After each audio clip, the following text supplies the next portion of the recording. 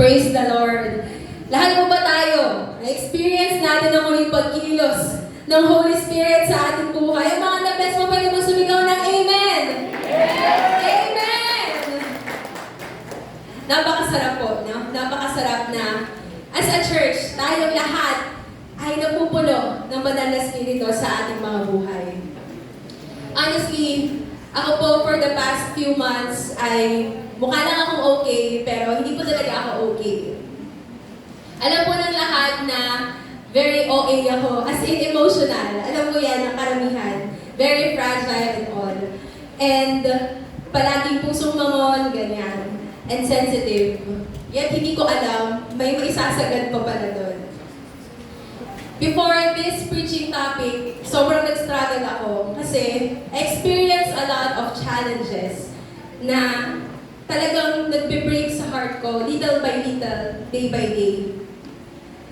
I felt and experienced na a lot of people na pinagkakatiwalaan ko betrayed me, nasaktan ako, nagtiwala ako, ganyan.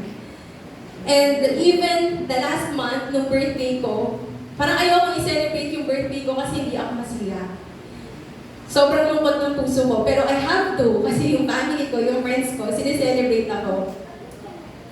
And pinipilit ko na mag-rejoice. At kailangan kong mag-hold kasi may EGR, ang daming preparations. And may sekwela pa. And kailangan kong isang tabi din yung pain na nararamdaman ko. Kasi maraming kailangan gawin sa church. I have to show up kahit na may pain and may battle ako daily. And then, every night halos, umiiyak ako. And even sa office, kailangan kong pumasok kasi hindi nagpa-function yung utak ko. Tapos pipigilan ko yung sarili ko na umiyak kasi hindi ako makakagawa ng mga kailangan kong gawin. And then suddenly, pakiramdam ko biglang naging bato yung puso ko. Siguro, napagod akong umiyak, napagod akong makaramdam ng emotion. Naramdaman ko naman the other way around. Hindi ako makaramdam. Hirap na hirap ako even sa Bible reading and yung prayer time ko. Sobrang nag-struggle ako. And then one day, during my usual na pagising ko, magbabasa ng Bible, biglang lumiwanag yung pintuan ng dorm namin. So sobrang liwanag nun, naalala ko yung isang napanood kong preaching na kumatok sa dream niya si Jesus. Kasi gusto nung ni Jesus na makasama yung taong yun. And then na-remind ako doon sa napanood kong yun na preaching. And then, sabi ko, Lord, kinakatok mo na ba ako? Tapos, during that same day, yung devotion ko is yung verse na, Here I am, knocking at your door. At kung sino man yung mag-open sa kanya, uupo siya at kakain kasama ng taong yun. And then I realized na I was slowly moving away from the Lord kasi nabihinder nung pain na nararamdaman ko yung mga bagay. And I also avoided people na nagmaaari. Hindi ako nakipag one-to-one na discussions kasi nga hindi ako okay personally. Even eye contact, ina-avoid ko para hindi ako ma-push na ngumiti sa tao kasi hindi nga ako happy. And then day by day, ganun yung nangyayari. But still, God is great po kasi little by little, through His words, through His comfort, through the people around me, through my accountability partners, through the Holy Spirit, nandiyan yung encouragement, nandiyan yung comfort, nandiyan yung healing.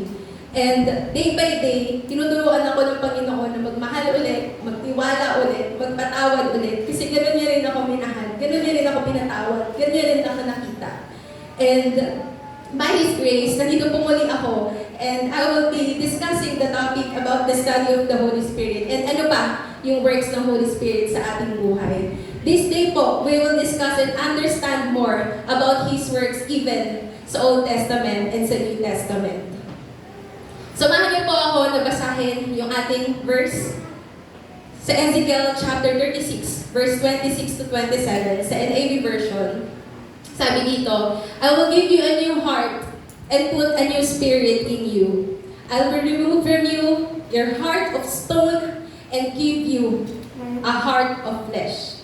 And I will put my spirit in you and move you to follow my decrees and be careful to keep my laws. Sa Pinoy version po, sabi doon, bibigyan ko kayo ng isang bagong puso at bagong isipan. Kukunin ko ang puso niyong pasaway at papalitan ko yun ng masunuring puso. Ilalagay ko ang espiritu ko sa inyo para masunod niyo ng maigi ang mga batas at utos ko. Praise the Lord for His words. Ito po, very relatable sa akin yung nangyaring to, ng mga puso, ganyan. Ano ba yung sinasabi ng verse na to at paano natin ito ma-relate kung paano kumikilos ang banal na espiritu sa ating mga buhay. Itong verse po na ito ay nangyari to sa time ni Prophet Ezekiel at sa time kung kailan yung mga Israelites ay nasa Babylonia. Naging slave sila, sinakop sila, at kumbaga tinapol sila sa lugar na yun. Bakit? Dahil marami silang mga kasalanan. Pero dito sinasabi ni Ezekiel, yung promise of comfort, promise na i-restore one day ni Lord yung relationship niya sa mga tao despite yung sa current situation nila at mga disobedience na ginagawa ng mga tao during that time. At kahit na ganun katindi yung mga kasalanan na ginagawa ng mga tao during that time, the Lord will make a way para babago yung mga puso nila. May titignan ba po tayong ilang mga keywords na binanggit dito sa verse na to. Sabi nung una, heart of stone. Ang heart of stone po, sa Hebrew word, ito po ay eben. Ito po yung, kung literal, ay pusong bato. Yan, matigas na puso, ayaw sumunod, stubborn, pasaway, hindi masunurin. Ito po yung puso na resistant sa kung ano yung nais ng Panginoon. Sa kabilang banda, yung heart of flesh naman, or eben, ito naman po yung puso na mamon. Ito yung sensitive heart. Ito yung heart na responsive sa pagkilos sa nais ng Panginoon. Ito yung heart na open and willing na makinig sa Diyos. At pag sinabi namang new heart or kadash, ito yung cleansed and fresh and renewed na heart. Ito yung transformed heart na kung dati may puso siya na ganito, ngayon bago na yung puso niya na mula sa Panginoon. Yung new spirit or my spirit na tinatawag, yun po yung ruach. Ibig sabihin nun, spirit, breath, or wind. Ito po yung Holy Spirit na ibibigay ng Panginoon sa mga tao, yung divine presence niya, para po yung mga tao ay matuto na sumunod sa sa decrees and sa laws. Yung decrees, yung kok. Ibig sabihin po nun, yung mga regulations, yung mga ordinances ng Panginoon, and yung laws or yung Torah, yun naman po yung first 5 books ni Moses. Kasi before, wala pa namang Genesis to Revelation. Hindi pa po kumpleto yung Bible nila during the Old Testament times. Ang meron pa lang sila usually yung first 5 books ni Moses, which is yung Genesis, Exodus, Leviticus, Numbers, and Deuteronomy. Dito po yung law na to, yung Torah na tinatawag, dito nanggagaling yung mga guide ng mga tao ng time na yun. At pag hindi nila sinunod yung nasa Torah, ibig sabihin nun, maliligaw sila ng landas. So, kailangan nilang sundin yung mga yun. Kasi wala silang ibang guide, wala silang ibang Bible. Hindi pa sila katulad nito sa panahon natin. So, tignan po natin naman, maraming sa mga tao ang hindi masyadong tinatakin yung about sa Holy Spirit. At marami din na hindi masyadong naiintindihan ano ba yung ginagampanan ng Holy Spirit sa ating buhay. Kaya this month, ito po yung itatakil natin. Sa maraming iba't ibang subtopics, iintindihin po natin paano kumikilos ang banal na Espiritu. So, yung mga misconceptions or yung mga maling akala, di ba? Pag maling akala, delikado yun. So, ibig sabihin, maraming mga tao na dadala sila sa maling paniniwala kasi mali nga yung paniniwala nila patungkol sa Diyos at patungkol sa Holy Spirit. Marami po nagsasabi na inactive daw yung Holy Spirit during the Old Testament times. Kasi hindi nila nababasa yung term na Holy Spirit mismo during that Old Testament. And sabi nila, sa New Testament lang daw, nagpakita ang Holy Spirit. Or sa New Testament lang siya kumbaga nabuhay. Kasi nga doon lang nila nabasa. Pero in reality, since the very beginning at bago pa magsimula ang lahat, the Holy Spirit is already there. Next is manifestations.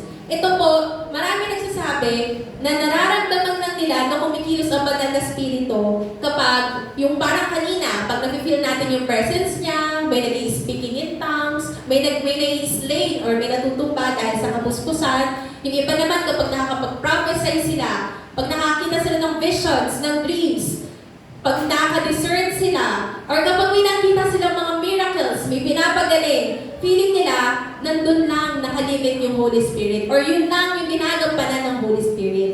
Pero, mas marami pa pong kayang gawin ang Holy Spirit. So, mamaya, makikita natin kung ano po yung mga yon. Next is force or power. Ito po, maraming mga organizations, religions, groups na hindi naniniwala sa Trinity. Hindi kasi hindi nila kayang paniwalaan na totoo ang Holy Spirit. Hindi nila kayang paniwalaan na ang Holy Spirit ay Diyos. Kasi for them, the Holy Spirit is just a power. The Holy Spirit is parang force lang, parang puwersa lang siya. Ganun lang. Hindi nila ina-acknowledge na Diyos ang Holy Spirit.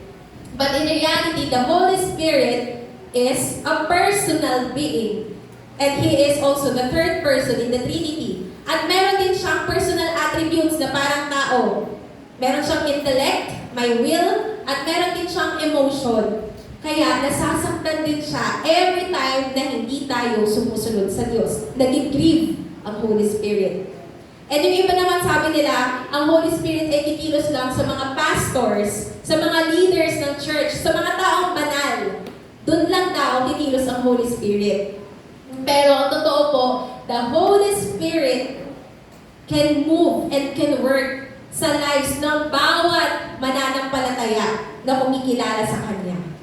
So bakit may mga ganitong misconception? Kasi again, hindi nga nakikita ang Holy Spirit. So gumagawa na lang ng kwento yung ibang mga tao kasi nga hindi siya nakikita. Kasi iba, to see is to believe. Eh since hindi nila nakikita yung Holy Spirit, gagawa nila sila ng theory, which is hindi naman totoo.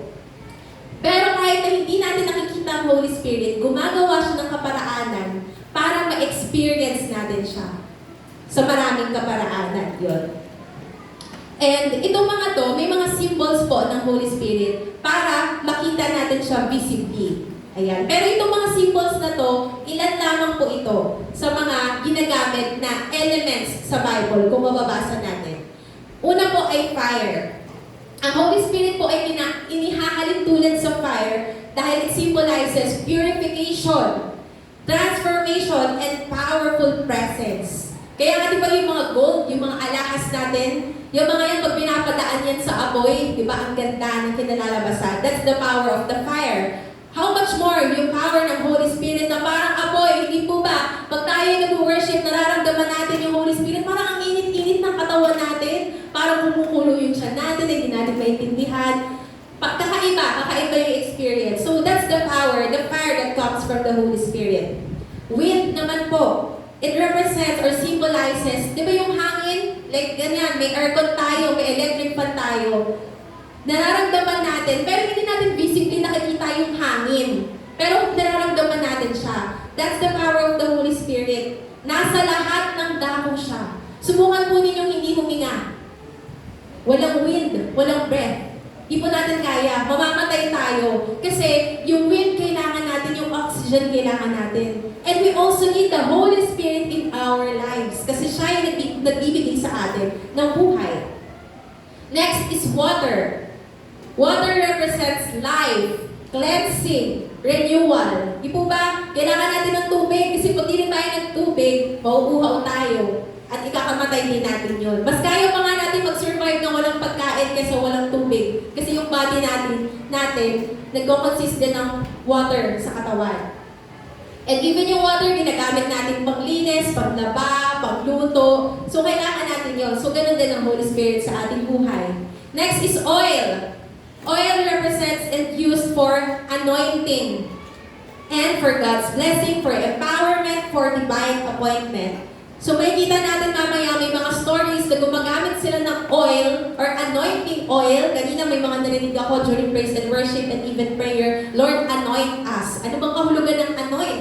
Anong ginagamitan ng oil? So malalaman po natin. And then even dove. Ito yung pinaka-common nakikita natin pag sinabing Holy Spirit. Ang unang kaagad na picture na nakikita natin is picture ng dove. Dove kasi it symbolizes peace, purity, gentleness. So bakit itong mga to yung symbols ng Holy Spirit? Kasi ito rin po yung nagsisignify or nagsisimbolize ng nature, ng work ng Holy Spirit. Kaya inihahalin tulad ng Holy Spirit sa mga elements na to.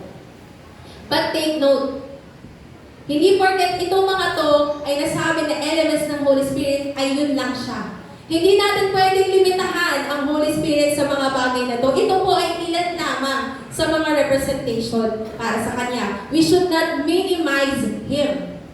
But in reality po, yung Holy Spirit, madalas na-etsyopwera siya. Madalas napapansin na natin yung God the Father or God the Son, tapos yung Holy Spirit hindi masyado. Pero, binanggit ko nga kanina, He is the third person in the Trinity. Hindi ibig sabihin na may ranking, may first, may second, may third. Hindi po. Third kasi kasama siya doon sa Trinity. God the Father, God the Son, God the Holy Spirit, equal 100% God. And third lang siya na binanggit kasi sa Old Testament, madalas, nararamdaman ng mga tao, nire-represent ang Panginoon bilang parang Ama, Diyos Ama. Nararamdaman ng mga tao na may guidance ng parang magulang, parang Ama nila.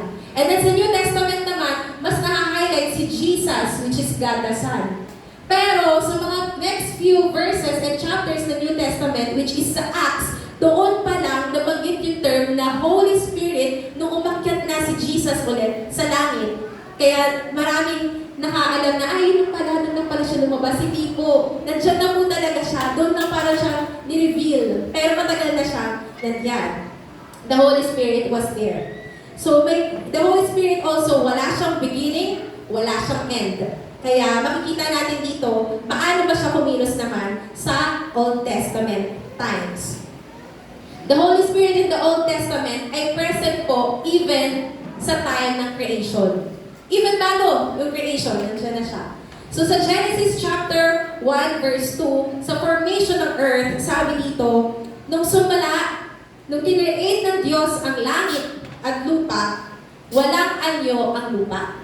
At walang anumang may buhay doon, Napapalibutan ng dilim ang malalim na tubig at kumikilos sa ibabaw nun ang Espiritu ng Diyos. So malinaw na malinaw, Genesis pa lang po yan. Sa Psalms chapter 33 verse 6, by the word of the Lord, the heavens were made, their starry host, yung sun, moon, and stars, by the breath of His mouth. And sa life-giving power, the Holy Spirit was there in creation. Sinabi ni Job, sa Job chapter 33 verse 4, the Spirit of God has made me. The breath of the Almighty gives me life. So Genesis chapter 2 verse 7, that the Lord God formed a man from the dust or alabok of the ground and breathed into his nostril the breath of life. And the man became a living being. So, ibig sabihin, itong mga verses na binanggit, present po sa creation pa lang ang Holy Spirit. And He is active ever since. And sa mga verses na to, pinapakita that the Holy Spirit gives life kay Adam pa lang, and siya yung nagsusustain ng life. Hindi lang basta hiningahan ng Diyos si Adam ng hangin, na basta lang parang ganitong hangin, normal na hangin. Hindi po. He also gave and imparted the Holy Spirit para si Adam ay mabuhay at magkaroon ng lakas, para magkaroon ng empowerment. Next, the Holy Spirit's ministering power. Ang Holy Spirit din po ay kumikilos siya sa Old Testament para po makapag-minister yung mga tao during those times. Ito po ay ilan lamang din po sa mga examples na kinuha ko kung saan kumilos yung Holy Spirit sa mga characters sa Bible. Si Bezalel po, medyo hindi tayo familiar sa kanya. Baka medyo new character ito. Pero character po talaga siya sa Bible at may kwento po talaga siya. Sa Exodus po, sinasabi na si Bezalel po siya po ay son ni Uri at mula siya sa tribe ng Judah. At kinilala siya bilang tao na may wisdom, may understanding, may knowledge, and may skills. Why? Because the Holy Spirit gave him those things. In-empower siya ng Holy Spirit para makapag-minister siya. Si Moses naman po, mas familiar tayo kay Moses. Sinasabi po doon sa Numbers chapter 11 verse 16 to 17, during this time, si Moses nililid niya yung Israelites from Egypt papuntang Canaan or sa Promised Land. Pero napakaraming Israelites during that time, million. So sa isang tao, hindi niya kayang i-lead yung mga Israelites. Lahat yan may mga negative comments, lahat yan may nagbabash sa kanya, lahat yan may reklamo, lahat yan naguguto, may ganito, may ganyan. Lahat na lang ng mga concerns nila, nire-raise nila kay Moses. So si Moses, hirap na ngayon, ang dami-dami niyang kailangang i-lead, tas mag-isa lang siya. Maghapon pagdamag, wala siyang tigil, wala siyang pahinga, kasi nga yung mga tao sa kanya lahat lumalapit. So during this time, sinabi ni Lord mismo kay Moses na mag-appoint ka ng mga leader. Pumili ka ng mga leader para may makasama ka. At yung mga leader na yon ay gagamitin ng Panginoon. At kung ano, yung banal na spirito na na kay Moses, isi-share din ng Panginoon sa ibang mga leader para may makapag-share din ng burden niya. So mas gumaan yung trabaho ni Moses, mas gumaan yung ministry ni Moses kasi hindi na lang siya mag-isa. Maraming mga leaders na na-appoint during that time para may magbantay sa mga 100 na tao, may 50 na tao, may mas maliliit pa na tao. Tapos kung ano na lang yung mga major na concern na di nila kayang i-address within the group, yun na lang yung i-raise nila kay Moses. Parang imagine natin, kung ang presidente pupunta sa lahat ng barangay, ng city, ng mga kung saan pa man, mapapagod talaga siya, hindi niya kaya. Pero kung may mga naka-elect doon na mga leaders, yun yung makakatulong niya. So, ganun yung nangyari during that time. At yun din po yung naging pasimula ng mga discipleship groups or small groups na tinatawag. Si Samson naman po, sa Judges chapter 14 verse 6, yung Spirit po ni Lord or the Holy Spirit came powerfully on Samson. Alam natin na si Samson malakas siya, mahaba buhok niya. Pero hindi natin alam kung gaano yung lakas na binibigay sa kanya ng Holy Spirit para pagtagumpayin siya sa mga kaaway niya. May isang kwento po doon sa Judges na may nakasalubong siyang isang lion. So sa normal na tao, kapag may nakasalubong kang lion, syempre magtatago ka, tatakbo ka. Pero sa kanya, instead na magtago siya, because the Holy Spirit strengthened him and empowered him, pinunit niya yung layon sa pamamagitan ng kamay niya. Walang kayang makagawa nun. Kasi grabe yung power, yung strength na binigay sa kanya ng Holy Spirit. At dahil din doon, marami pa siyang mga kaaway na nalumpig. Dahil sa lakas na nanggagaling sa banal na spirito, hindi lamang dahil sa mahaba yung buhok niya, hindi sa hair niya nanggagaling yung power, kundi sa Holy Spirit. Si David naman po, ito yung anointing na binabanggit ko kanina. Sabi sa 1 Samuel chapter 16 verse 3 na, so Samuel took the horn of oil and anointed him in the presence of his brothers. And from that day on, the Spirit of the Lord came powerfully upon David. Si David po, marami siyang mga kapatid. Marami siyang mga kapatid na makikisig, malalakas, matatangkad, matatalino, pero hindi sila yung pinili ni Lord. Ang pinili ni Lord is si David mismo. At that time, pumunta si Samuel para i-anoint, buhusan ng anointing oil si David. Ang anointing oil po kasi before, ginagamit po yun, hanggang ngayon naman, ginagamit po yun para magpakita ng favor, ng blessing ni Lord sa isang tao na binubuhusan ng anointing oil. At uso po sa kanila, kasi sa atin diba election, yung nangyayari kapag may susunod na president. Kanila naman walang election eh. Ang mangyayari doon, iluluklok yung hari, bubuhusan siya ng langis. At usually, nagsisigawan sa buong, sa buong crowd nila, ipaparada yung bagong hari. Yun yung symbolism, yung anointing oil. And it also symbolizes na yung taong yun ay chosen para sa particular mission or purpose at may guidance siya. At starting ng day na yun, ay nag-start na din na kumilos ang Holy Spirit kay David. So kung merong anointing, meron din double portion ng anointing. Minsan narinig natin yan pag nagpipray or kapag nagpupuri tayo, Lord, we ask for the double portion of your anointing. So ano bang ibig sabihin ng double portion? Ibig sabihin po nun, enhance yung spiritual authority. Ibig sabihin po nun, enhance yung effectivity. And nung time na yon, ito po ay sa story ni Elisha and ni Elijah. Familiar tayong lahat na si Elijah po, or baka yung iba hindi familiar. So, konting background. Si Elijah po, hindi siya nakaranas ng kamatayan. Umakyat po siya sa langit. in a miraculous way. At nawala na lang siya. So, before siya umakyat sa langit, before siya kunin ng mga karwaheng nag-aapoy, before siya mawala, meron siyang mini-mentor. Meron siyang estudyante na palagi niya kasama kahit siya magpunta. Yun po ay si Elisha. Tapos alam na ni Elisha na one day kukunin yung kanyang teacher na si Elijah. One day mawawala si Elijah sa kanyang paningin. May isa lang siyang request na kapag dumating yung time na bago mawala yung teacher niya, ang request niya is yung double portion of your spirit. Ibig sabihin yung power ng Holy Spirit na kay Elijah, ang request ni Elisha ay mapunta sa kanya.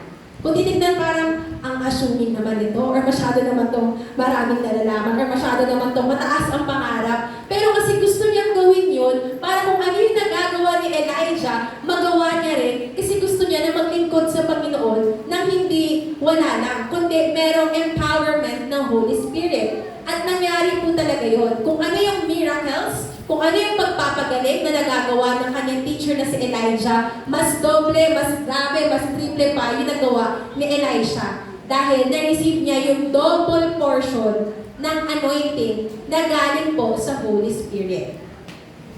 Next, the Holy Spirit is also there in revelation and prophecy in the Old Testament times. Bago po maging hari si David, ay may unang-unang hari sa Israel.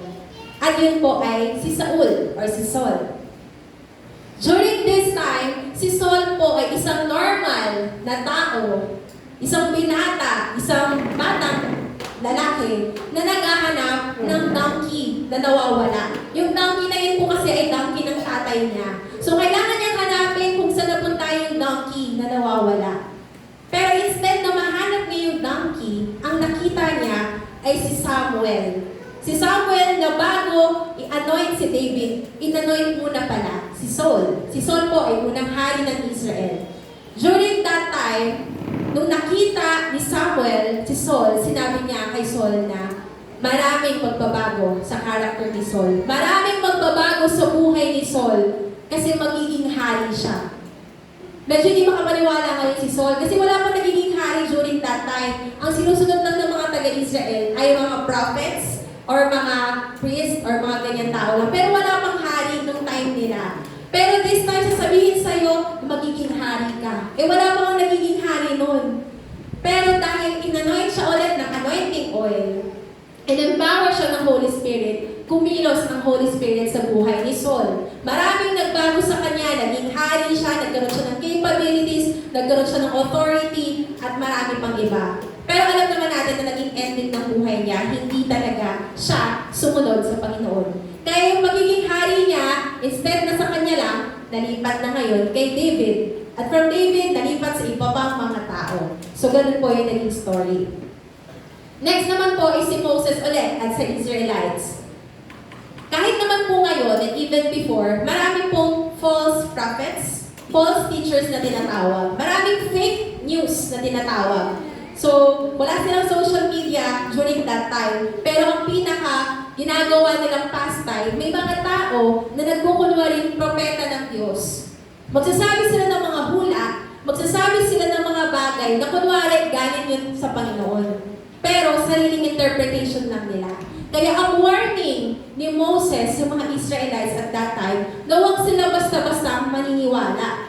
Ang sabi niya na if a prophet speaks in the name of the Lord and what he says does not come true, then it is not the Lord's message. Sinasabi niya doon na kapag may mga nagsabi sa inyo ng propeta, may mga nagsabi sa inyo ng mga hula, na mangyayari, pero hindi naman talaga nangyari. Ibig sabihin, gawa-gawa niya lang yun. Wala siyang basis. So ngayon naman, sa panahon natin, pag may mga nagsabi ng mga ganitong bagay, pero wala naman sa Bible, medyo magduda na tayo. Kasi, anong basis nung sinasabi niya? So, dito pa lang, warning na ni Moses yung mga Israelites na huwag maniniwala sa fake news, okay? Sa mga fake and false na teachers, na prophets. Kasi, once naniwala yung mga tao doon, maliligaw na sila ng landas. Eh, during that time, ang daming Diyos. Lahat din ng Diyos nila, pati araw, ulap, buwan, lahat na lang makita nila sa paligid nila, nagiging Diyos. Kaya, very firm si Moses na nire-remind yung mga Israelites na huwag kayong maniniwala na pag sinabi niya siya yung tagapagligtas, darating na sa ganito, sa ganyan, wala namang basis, hindi naman nagkatotoo. Huwag kayo basta-basta maniniwala. So, yun din po yung warning sa time natin ngayon.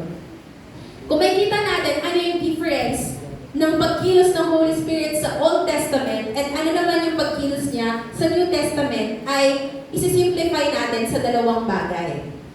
Para hindi po tayo malito, during the Old Testament or sa Lumang Tipan, the Holy Spirit is there for temporary empowerment. Ibig sabihin, panandalian muna. Nandiyan yung Holy Spirit during the Old Testament times, hindi lahat.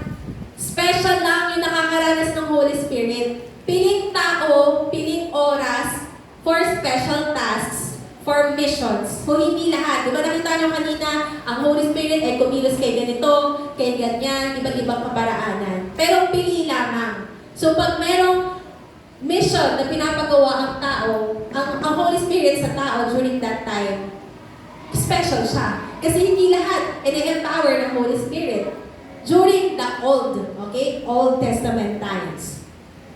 Sa New Testament naman, dito na bago na. Kung dati for special people lang, special times lang, during the New Testament, ang Holy Spirit is there to indwell. Ibig sabihin para manahan, para tumira sa buhay ng isang believer. Hindi po sa kung sino lang sa buhay ng isang believer. So kung tayo, naniniwala tayo that we really accepted Jesus as our personal Lord and Savior, the Holy Spirit is also there, indwelling in us. So, tignan nyo nga yung mga puso nyo. Tignan nyo nga yung mga sarili ninyo. Evident ba yung work ng Holy Spirit sa inyo? Kung hindi pa, don't worry. Kung totoo tinanggap mo na ang Panginoon, naninirahan, nananahan na ang Holy Spirit sa buhay mo, kumikilos na siya sa buhay mo, whether you feel it or don't. Minsan siguro, hindi mo lang siya hinahanap, o kaya minsan hindi mo lang napapansin, pero kumikilos siya everyday sa life natin. So ano naman ang mga ginagawa ng Holy Spirit sa New Testament? Titignan naman po natin. Even po sa life and ministry ni Jesus, ay kumikilos ang Holy Spirit. Ito po sa conception pa lang niya, ibig sabihin bago pa siya ipanganak, nung pinagbubuntis pa lang po ni Mary si Jesus, kumikilos na ang Holy Spirit. During this time, si Mary at si Joseph ay engaged. Nakatakda na silang ikasal. Alam naman po natin yan.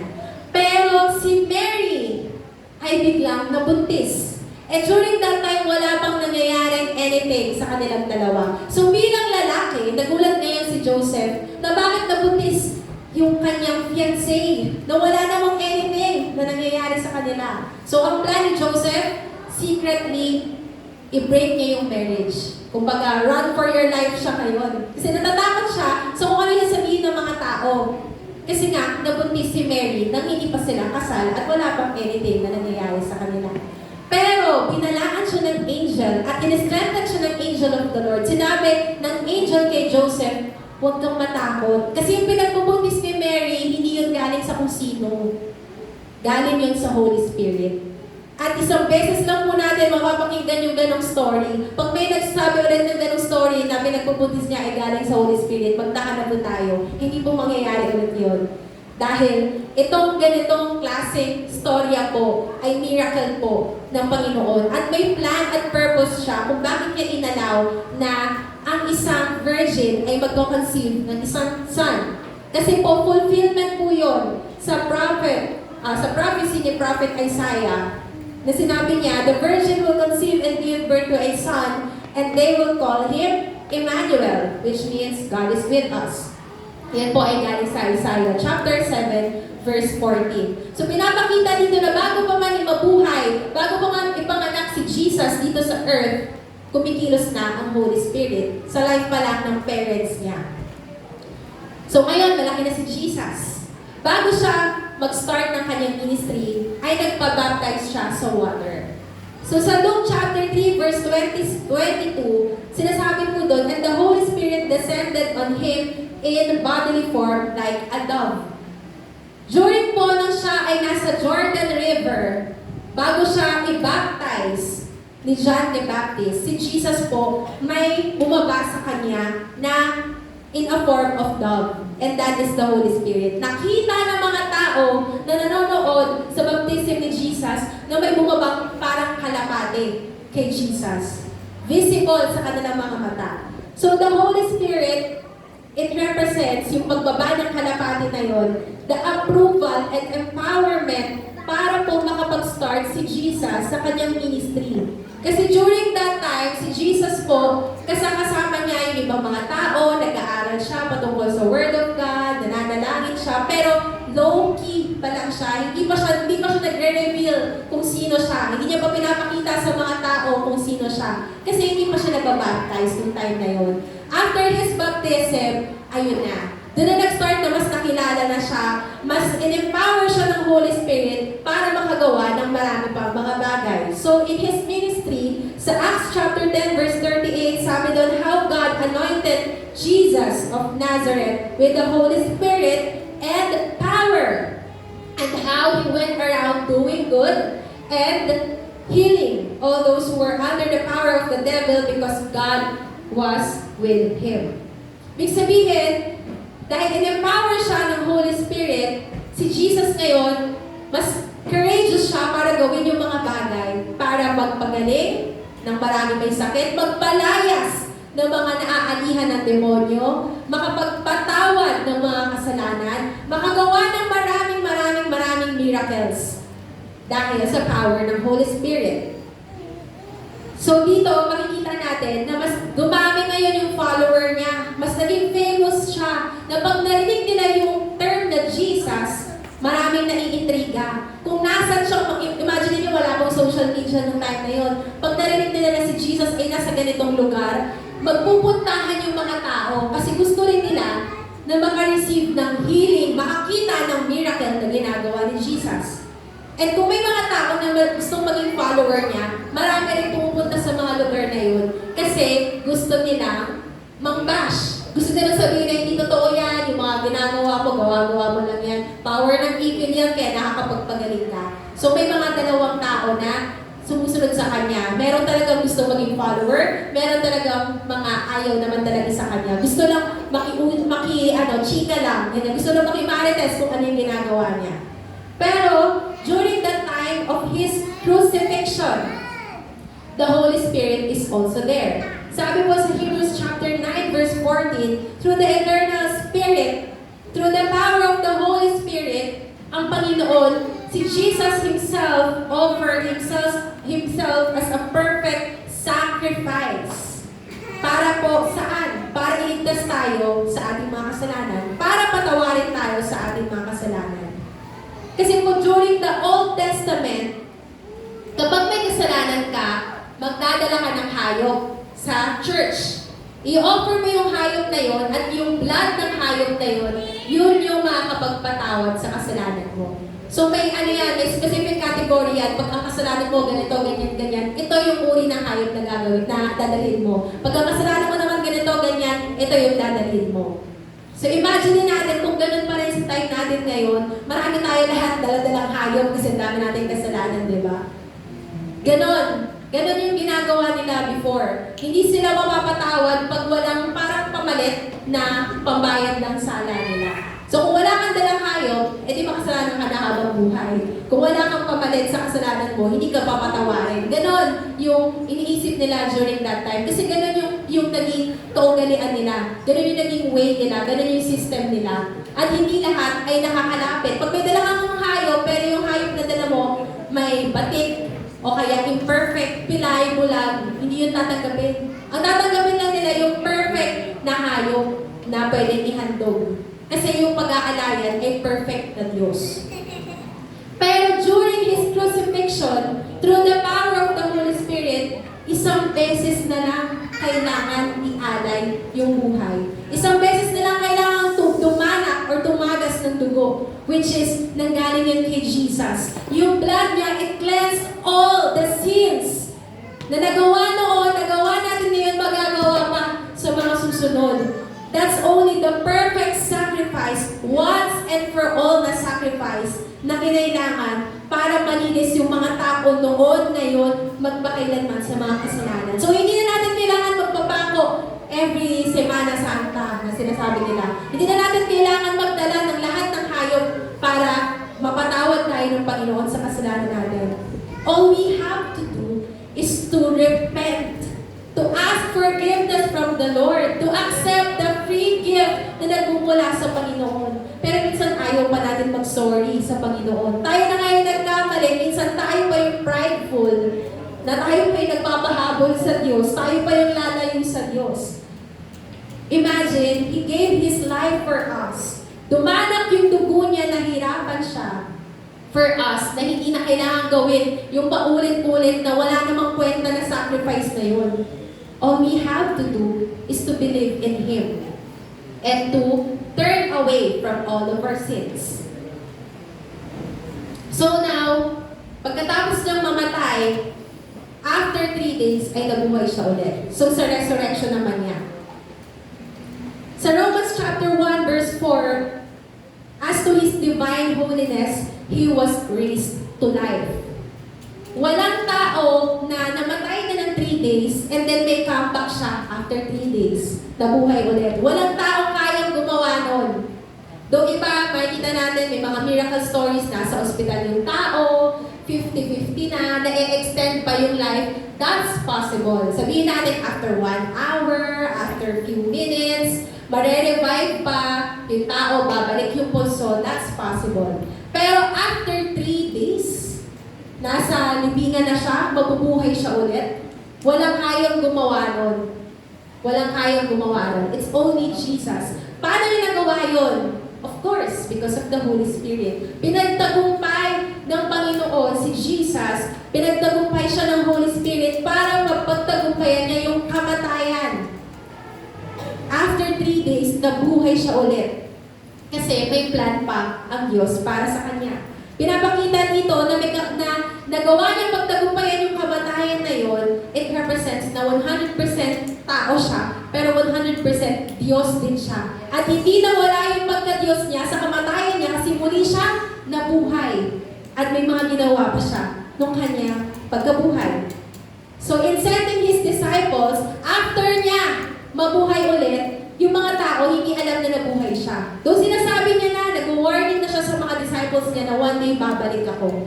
Hindi yun naiintindihan ng mga followers niya. Kasi paano nga naman babalik ito? Literal ba to? Or magiging multo siya? Hindi nila nag-gets kung paano kikilos ang Panginoon or si Jesus sa kanilang buhay. Pero sa John chapter 20, verse 22, sabi doon, and with that, He breathed on them and said, receive the Holy Spirit. During that time, yung mga disciples niya, parang kung gagawin natin, iisipin natin yung scenario, parang iisip siguro ng mga disciples niya, wala na yung teacher natin, kanya-kanya muna tayo, kanya-kanyang tago. Kasi anytime, huhulihin na sila. Kasi nakita ng mga tao, nakita ng mga taga-tukis ni Jesus, alam na itong mga disciples nila, disciples ni Jesus, kasi pagkakasama sila nung buhay pa si Jesus. So ngayon, pati sila huhulihin, pati sila sasaktan. So nung time na yun, takot na takot yung mga disciples kasi hopeless na sila. Yung kinikilala nilang Diyos na akala nila magliligtas sa kanila, bakit namatay? So parang sa kanila, ba't naging gano'n yung ending? May plot twist. Bakit biglang namatay yung kinikilala namin, akala namin tagapagligtas? Paano nangyari yun? Eh di wala na tayong hope. Yun yung pagkakaintindi ng disciples niya during that time. Pero nagpakita sa kanila si Jesus. During the time na takot sila, hopeless na sila, nagpakita sa kanila si Jesus. At He breathed on them. Hindi lang basta inihipan niya ng hininga. Hindi lang po ganon. He breathed on them, ibig sabihin, and impart niya yung Holy Spirit niya sa disciples para makagawa yung mga disciples ng maraming bagay. Para magkaroon sila ng tapang na hindi kayo mag-isa. Pinramis ng Panginoong Jesus na hindi magiging mag-isa yung disciples niya because the Holy Spirit will be there to guide them. Hindi man nila nakikita physically kanina si Jesus, kasi aakyat na ulit si Jesus nung time na yun sa langit. Pero ang promise niya, the Holy Spirit will be there to comfort them, to guide them, to advocate for them. Kaya hindi sila dapat matakot. And true enough, the Holy Spirit strengthened them. Mas naging bold sila para i-share pa kung sino si Jesus. Dahil in-empower sila ng Holy Spirit. At may guidance sila ng Holy Spirit. Sa early church naman po, in the New Testament, the Holy Spirit is also there to enable them. Ito, sa mga kwento na to ng mga disciples. Sabi sa Matthew 20, verse 75, itong time na to, si Peter ay kasama ni Jesus noon. So imagine natin, magkakasama sila sa ministry, nagpapagaling, naggagawa ng miracles, nagtuturo sa mga tao, magkakasama sila. Pero nung nagkakahulihan na, bago mamatay si Jesus, may nagtanong kay Peter, sabi ng tao, di ba kasama ko si Jesus? Ikaw yung follower niya. Si Peter naman, denial. Sabi niya, hindi ko kilala yan. Isang beses pa lang yun. Ngayon may lumapit ulit sa kanya, hindi nakita kita, kasama ka ng Jesus eh. Sabi niya, hindi ko kilala yan, ngayon ko nga lang nabigyan. Parang hahanin natin ganun yung story. The third time, may nagtanong ulit sa kanya, di ba kasama ka ng Jesus? Nakikita ka namin na naggagawa ng ganito ng ganyan. Sabi niya ulit, hindi ko kilala yan. Hindi ako kasama, hindi ko kilala kasi niya Jesus na yan. 3 times niyang dinenay na kakilala niya at follower siya ni Jesus sa takot niya na hulihin. Sa takot niya dahil alam niya anytime ipapako na si Jesus sa cross noong time na yun. So dahil siya, mahal niya yung buhay niya, pinagkait niya or nag-deny siya, nagsinungaling siya para hindi siya mahuli. So nang pangatlong beses na dinenay niya si Jesus, tumilaok yung manok. Nung pagtilaok ng manok, naalala niya na oo nga pala. Nag-promise siya kay Jesus nung magkasama pa sila na Jesus kahit anong mangyari, hindi kita iiwanan. Yun yung promise niya. Pero nung nagkakalukuhan na, kung nagkakahulihan na, nagkakahanapan na, kumbaga naghahanapan ng mga witnesses, naghahanapan ng mga sampot sa gulo, biglang sinabi ni Peter na hindi siya kasama doon. Bigla siya nagmalinis. So, nung time na narinig niya na tuminaok ng pangatlong beses yung manok, naalala niya yung promise niya kay Jesus. At sobra siyang nasaktan at sinabi niya doon, he went outside and wept bitterly. Kasi naisip niya na, oo nga pala. Sabi ko kay Jesus, susunod ako sa kanya kahit saan siya magpunta. Paulit-ulit akong tinanong ni Jesus, pero sabi ko, yes Lord, susunod ako sa iyo. Pero nung nagkaroon ng problema, ano nangyari? Bigla niyang dinenay yung faith na meron siya. Pero nakita natin doon, yung pag-iyak niya yun, yung pagtangis niya na yun, it signifies na nagsisi siya sa ginawa niyang kasalanan. At ng pagsisisi na yun, hinayaan ng Holy Spirit na ma-empower siya kasi gusto ni Peter na manumbalik sa Panginoon. Paano siya makakabawi ngayon sa ginawa niyang mali? The Holy Spirit empowered Peter na dumating yung time na nag-preach siya about kay Christ, nag-empower siya, mas lalo siya naging courageous para sabihin kung sino talaga si Jesus. This time, totoo na sa kanyang buhay. May isang preaching siya, 3,000 yung tao na nag-accept kay Jesus as their personal Lord and Savior. Kung 3 times niya dinanay si Jesus, ibig sabihin sa bawat pag-deny niya pala, may 1,000 na na-save. Pero hindi ibig sabihin doon na i-apply natin yun sa panahon natin ngayon. Hindi ibig sabihin, pwede palang ganon. So, ide-deny ko muna si Jesus. Siguro 5 times para 5,000 yung mag-a-accept sa kanya. Hindi po yun applicable sa panahon natin ngayon. Okay? Ito po, yung empowerment sa kanya ng Holy Spirit, special yun sa panahon niya. Iba rin yung pagkilos na gagawin ng banal na spirito sa ating mga buhay. Iba kung paano siya kikilos sa family natin, na pwede niyang gamitin ang bawat isa sa atin to share the gospel. Hindi man sa 1,000, hindi man sa 2,000, pero ano ba naman yung ma-share natin yon sa nanay natin, sa tatay natin, sa mga kapatid natin, sa mga kaibigan, kapitbahay natin na hindi pa nakikilala si Jesus. We can also do that through the power of the Holy Spirit. The Holy Spirit is also there in the early church to give them guidance. Sa Acts chapter 16 verse 7, si Paul, Ito, dati rin tong basher ni Jesus. Pero nung nakakilala siya kay Jesus, ngayon, siya na yung nag-share about kay Jesus. During that time, pupunta sila sa isang lugar na tinatawag na Bithynia. Ang Bithynia po ay small city sa bansang Turkey sa kapanahunan natin ngayon. Kasi iba pa yung mga lugar noon eh. Iba pa yung tawag. Pero imagine natin sa bansang Turkey, may maliit na city. Ang pangalan ay Bithynia. Si Paul at yung mga kasama niyang team pupunta sa Bithynia para i-share yung message ni Jesus. Pero at that time, instead na makapasok sila doon, yung Spirit of Jesus or yung Holy Spirit ay hindi sila hinayaang makapasok doon. So parang kung iisipin nyo sa kanila, nag-evangelize na nga kami, bakit hindi kami makapasok sa lugar na to? Yun pala, may ibang plans ang Panginoon for them. Niredirect sila sa isang lugar. At doon sa lugar na yun, nakareceive kasi si Paul ng vision na sa isang panaginip niya, merong isang lalaking humihingi ng tulong at sa ibang lugar yun. So ngayon, instead na dito sila sa city na to, napunta sila sa mas malaking lugar, sa kontinente. So kung ito city, napunta sila sa Europe. Ang Europe po ay isang malaking continent na sabi ngayon, merong 44 na countries.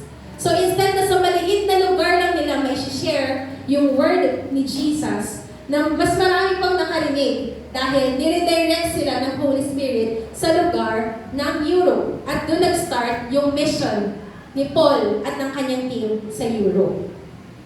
So the Holy Spirit is also there to empower the people in the early church sa New Testament times.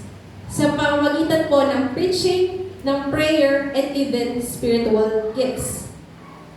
May mga pagkakataon po na pumupunta si Paul at yung ibang mga disciples sa mga lugar-lugar, tapos hindi nila kayang manalangin, o kaya nanghihina yung loob nila, o kaya kulang sila sa equipping.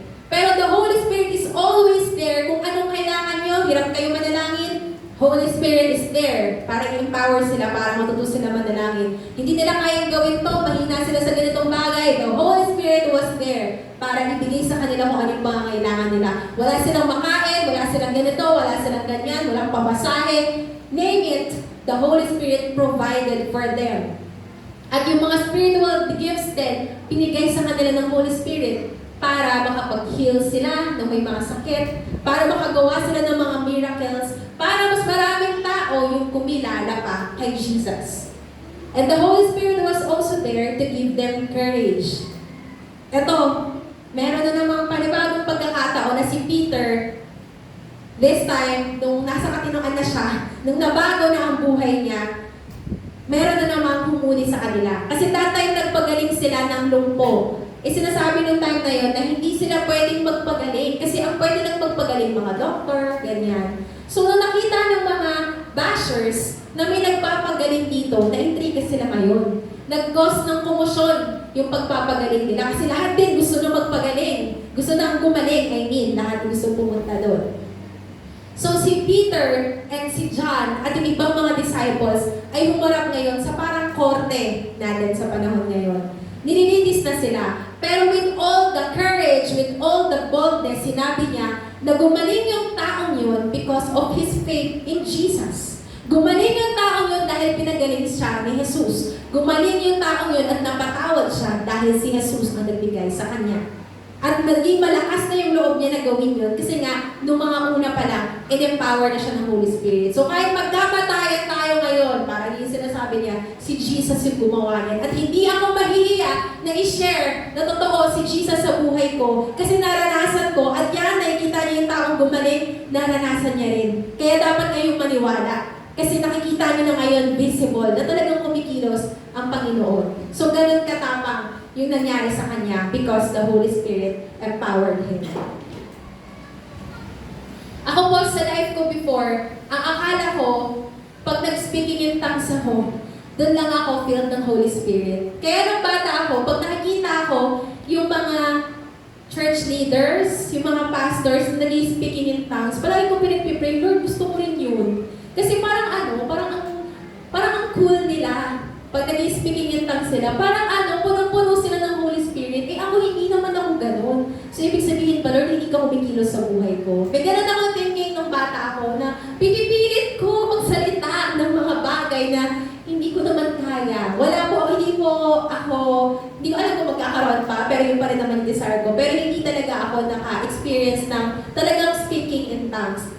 pansin. Siguro meron lang parang mga, parang sinasabi ng tamarin or ganyan, pero hindi talaga yung speak, ganyan. Hindi talaga siya words, kumbaga. Baka ano lang, kumbaga, baby talk, kumbaga sa atin ngayon. Hindi talaga full words.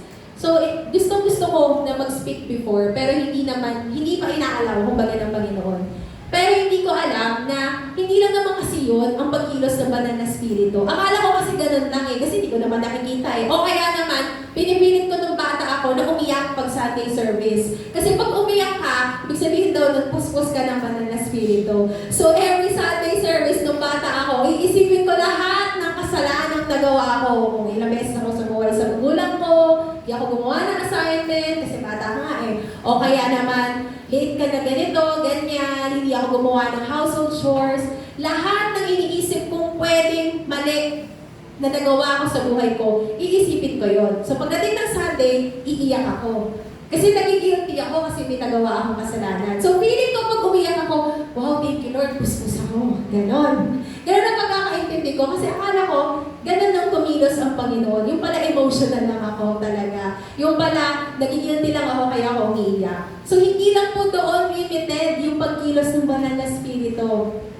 Unti-unti po, habang mas lalo akong lumalago at lumalalim sa pagkakakilala ko sa Panginoon, marami rin po palang klase ng gifts na tinatawag. Ngayon, mas na-enjoy ko po at mas na-experience ko yung gifts like sa leadership. Before, hindi ko kaya. Mas gusto kong nakatago lang ako. Pero ngayon, binibigyan ako ng Panginoon ng lakas ng loob to lead. At may mga time na may mga vision na pinapakita sa akin si Lord. And hindi yun gawa-gawa lang. It comes from the Holy Spirit. And may mga pagkakataon din, binibigyan niya ako ng gifts na to encourage people, to exhort, ganyan. So marami pa pong kaparaanan, hindi po natin pwedeng limitahan or i-box lang kung paano kumikilos ang banal na spirito. Kasi baka sabihin natin, bakit si brother or si sister, ganito yung ginagawa ng Holy Spirit sa kanya. Bakit ako hindi ganon? Kasi ang Holy Spirit po pwedeng iba-iba yung pagkilos niya. Pero mas masaya din naman talaga pag sabay-sabay natin na-experience na napupunok tayo ng banal na spirito. Kumikilos yung banal na spirito sa ating mga buhay. Kung kanina po, during the worship service, ay hindi nyo naramdaman ang presence ng Holy Spirit, kawawa. Kawawa tayo kung hindi natin naramdaman na kumikilos ang banal na spirito kasi kumikilos talaga siya. Regardless sa emotions natin, regardless sa kung ano yung feelings natin, the Holy Spirit is at work sa buhay natin, sa buhay ng family natin, lalo na po sa buhay ng ating church. Amen. I know that we are all agree. And even the more na kumikilos ang banal na spirito, nagdo-double time din po yung kaaway. Yan yung kailangan na maging warning sa atin. Kasi once na natanggap na natin ang banal na spirito, minsan, easy go lang, kita lang tayo, ay okay, feel na feel ko ang Holy Spirit, na-bless ako nung Sunday, okay na ako nito, may baon na ako, may bala na ako, susugod na ako sa laban from Monday to Saturday. Feeling natin, hindi tayo tatablan. Well, nagkakamali tayo. Yes, the Holy Spirit was there with us.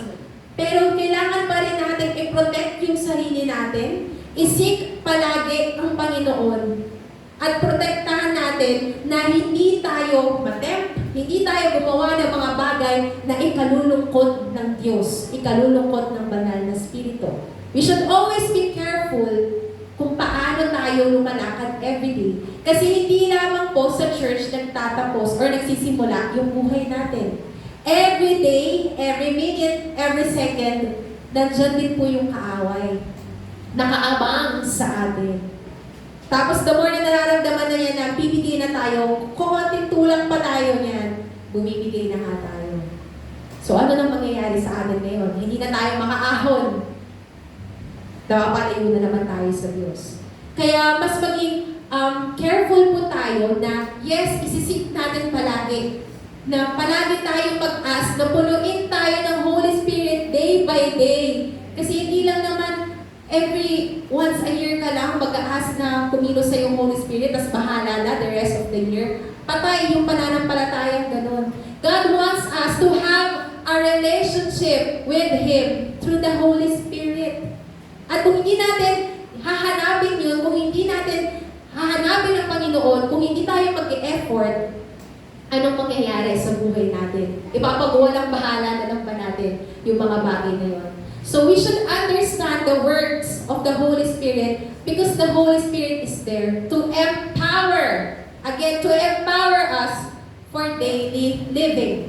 Gaya ng binanggit ko kanina, everyday may battle. Even ako, even yung pastors, even lahat ng leaders, lahat tayo, may kanya-kanya tayong laban na kinakaharap sa bawat araw. At yung Holy Spirit, He is always there to give us guidance, strength, courage, para lahat ng battles at challenges natin, mapagtagumpayan natin. So, kailangan natin i-allow din na kumilos siya sa buhay natin. Huwag tayong magpakalakas na, kaya ko na to, ako na to. Huwag ka nang ano siya. Kung hindi natin kaya on our own, palagi natin dapat isipin yan. The Holy Spirit is also there to give us spiritual growth and transformation. The more that we seek the Lord, lalo tayong lumalago, lumalalim sa Kanya. At lalong nagtubunga yung fruit of the Spirit sa ating buhay. At sa mga next na Sundays, maririnig pa natin at mapag-aaralan pa natin kung ano yung mga bungang yon or fruits of the Holy Spirit. We should also understand the works of the Holy Spirit because He is there to give us guidance and discernment. Pag nandiyan ang Holy Spirit sa ating buhay, hindi tayo to the left, to the right. Dapat straight yung dinadaanan natin. Dapat meron tayong tamang landas na nilalakaran. May discernment tayo, nalalaman natin kung ito ba makakabuti sa akin or ito ba ay magpapasama sa akin. Kasi nandiyan nga yung Holy Spirit to guide us. Kaso kahit anong sabi sa atin ng Holy Spirit, hindi natin pinapakinggan or binabaliwala lang natin. So, napapahamak tayo. Kaya palaging kailangan bawat decision makings natin bago tayo mag-decide, humakbang sa mga bagay, we should ask kung ito ba ay kalooban ng Panginoon. And we should understand the will of God. And then, the Holy Spirit is also there to empower us for ministry. Dito po sa church, kung makikita nyo, baka ang madalas na napapansin nyo lang na ministry ay worship team. Kasi nasa stage. Yes, part po ang worship ministry. At marami po ang gustong mag-involve sa worship ministry. Pero hindi lang po ito ang ministry ng church. Okay. Nakita nyo kanina may dance. Meron tayong multimedia. Meron tayong decorations team. Meron tayong nagsiset up. Meron tayo sa kitchen. Ano pa? Meron tayong mga nag-usher. May mga prayer warriors tayo. Meron tayong mga nagpipreach. Marami pa pong mga bagay. So kung titignan niyo sa sarili ninyo, sabihin natin top 10 na gifts na meron ka, na talents na meron ka, imposible po na wala kang magagamit. Meron at meron po. Sabihin niyo, ay ate, wala akong ganyan talaga. Hindi ko talaga kaya yan. Kasi nga baka hindi ka para doon, para ka pala sa ganitong ministry. So ngayon, ano ba yung gusto mong gawin? Ano ba yung gustong ipagawa sa iyo ni Lord na tingin mo magagampanan mo naman at i-empower ka ng Holy Spirit to do those things? Why not? Join na kayo. Maraming mga ministry po sa ating church. Halos mawalan na po ng upuan, konti na lang po yung vacant na seats. May narinig ako na isang kapatiran natin na nagiging daw siya, ang vision niya, ay magkakaroon daw ng 4th floor ang church. Kuya Alan, baka naman. Kasi hindi na daw kasya yung mga tao. Tingin niyo po ba, nakasya pa tayo sa ganitong kalalagayan natin? Baka magkaroon na ng 4th floor or ng 5th floor, o kaya magkaroon na ng divided the service, merong morning, merong afternoon. Hindi natin pwedeng limitahan ng banal na spirito kasi kumikilos siya. Ang tanong, kasama ka ba? Kasama ka ba? Kung hindi ka pa kasama, sumama ka na. Okay? Sumama ka na. Huwag na natin antayin na mahuli yung lahat na yung gift ng Holy Spirit na meron ka, mabubulok na lang. Kita nyo kanina during worship service, natumba yung branch na yon. Kasi yung branch na yon, itong part na to may bunga. Itong branch na to, pag titignan nyo, walang bunga yan. Bakit yan natumba? Kasi mahina, walang bunga, walang pinagkakapitan. Ano nangyari? Humiwalay. Kita niyo yan, humiwalay. Eto mga to strong, nagbumunga, malakas, matatag pa kasi nakakapit silang ganyan. Maayos yung pagkakatayo nila kasi founded sila sa Panginoon. Eh itong isa, naligaw ng landas, naputol. Aantayin ba natin maputol tayo? Aantayin ba natin na tanggalin tayo ng Panginoon? Aantayin ba natin na yung gift na meron tayo ay aalisin sa atin ng Diyos kasi hindi naman natin ginagamit? Huwag na natin antayin. Kailan pa tayo maglilingkod kay Lord? Pag di na natin kaya. Kailan pa tayo magiging part ng ministry? Pag lumipas na ba yung panahon natin? Pag hindi na tayo busy, sino mag-a-adjust? Sino mag-a-adjust? Binigyan tayo ni Lord ng 24/7. Ilang hours? Siya pa ang nanghihingi sa atin ng hours. Wow! Mahiya naman tayo kay Lord. Hindi na tayo dapat matulog. Ngayon na yung panahon kung ano yung talent na meron ka, kapatid. Tapikin mo nga yung sarili mo ngayon. Gising na! Maglingkod na! Amen! And also, the Holy Spirit is there to give us comfort and assurance. Ito ang marami sa atin, ay gusto mo mag-involve sa ministry kasi masaya yan. May kita ka ng mga tao, happy-happy ka.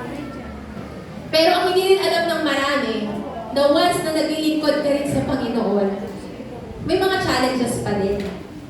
And the more na gusto natin mapalapit sa Diyos, yung kaaway nga again, gumagawa ng mga bagay para mawala tayo kay Lord. But the Holy Spirit is there to give us comfort, assurance na ano man yung battle na pagdadaanan, pinagdadaanan natin, kaya natin yung mapagtagumpayan. So kapatid, kung ano man yung battle na meron ka ngayon, hindi yan magtatapos sa ganyan. Kasi si Jesus, when He died on the cross, His blood purified sins. Ano yung kasalanan mo na hindi niya kayang patawarin? Wala. Kaya wala tayong may dadahilan na hindi tayo makakalapit kay Lord. Kasi bago mo pa gawin yung kasalanan na yan, pinatawad ka na ni Lord eh. Pero kung nadapa ka ulit, pwede ka pang bumangon. Pwede ka ulit lumapit kay Lord. And He's always there. Open arms. Inaantay niya na bumalik ka sa Kanya. Pero kailangan mong humakbang. Kasi binigyan ka na niya ng kapatawaran before. Kung nasayang natin yon, He can give us a second chance. Hanggat buhay pa tayo, He can give chances. Pero huwag rin natin abusuhin yung chance na yon. Kasi what if hindi na tayo mabuhay ulit? What if hindi tayo magkaroon ng pagkakataon na magkaroon ulit ng buhay? Baka mamaya hindi na tayo humihinga. Inaantay natin na may second chance pa naman, may third chance pa naman. Mahal naman ako ni Lord, mabait naman si Lord. Eh what if hindi ganon? So huwag natin sayangin yung freedom. Huwag natin sayangin yung forgiveness ng Panginoon. Huwag natin sayangin yung grace ni Lord.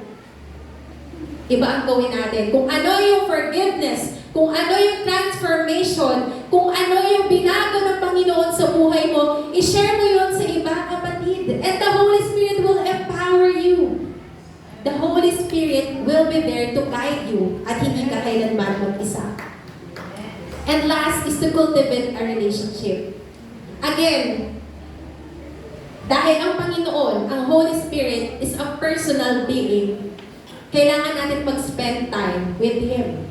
Kailangan natin manalangin, mag-worship sa Kanya, basahin yung Bible natin. Kasi hindi naman natin kayang gawin yun kung hindi rin tayo tutulungan ng Holy Spirit.